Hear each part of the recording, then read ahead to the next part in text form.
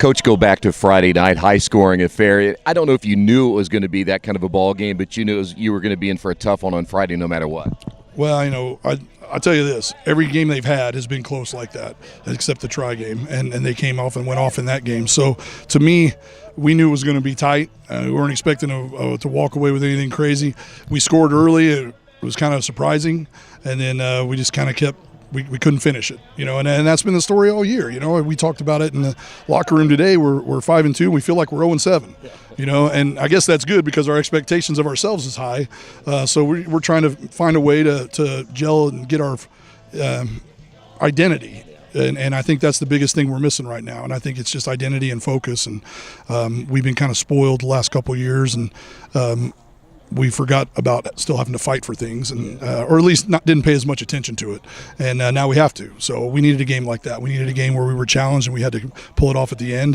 And hopefully we learned from it and grew from it and can get ready to play this week. And bottom line is they were improving week by week, and you saw that. Oh yeah, I mean, Coach Jones, he's been doing this for a while. He's good at what he does, and they had some great size, and they had one back was phenomenal of theirs, and they came out second half and said, we're just going to run it right down your throat, and they were doing a good job of it. It took a lot to adjust and hang on at the end. We had Dom Anderson come up with a big play at the end of the game, and got a ball popped out. He takes it back for a touchdown and puts us back in the lead. And we had some guys Brady McMillan made some great catches, and we passed the ball well. A really consistent passing game for the first time in a while. And so it's the things we worked on we're working, and the things that we need to work on showed. So that's what we're working on next. When you mentioned the passing attack, talk about where Noah is right now as you get closer and closer to tournament time. Do you like how he's progressing? Oh, yeah. I think he's doing a good job. I think, he understands the offense. He's been around it since he was 6,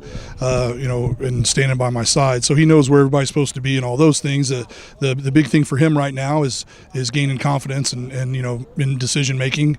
And, he's doing all right now. I mean, I think we've finally determined what he can do well passing-wise, and instead of trying to ask him to do all these things, we narrowed things down and got good at certain things for him and let him be successful, and let the other guys have a chance to get the ball and get out in the open. Well, as you said, you have another tough one this week, and now you go back out on the road and play a football team that, I think we've said this a lot about some of the teams in the Tri-Eastern Conference. You look at the record and you go, I don't know, you better not fall asleep on these guys, and that might be the same this week.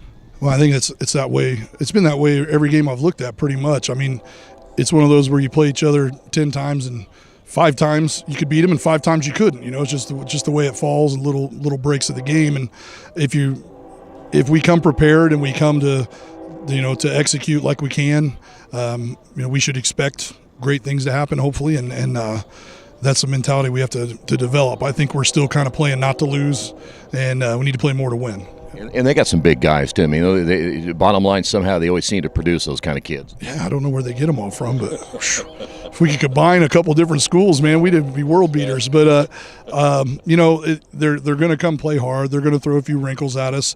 They're going to be able to move our linemen around up front, so we have to really prepare for that. And, and again, just like Winchester, they got nothing to lose.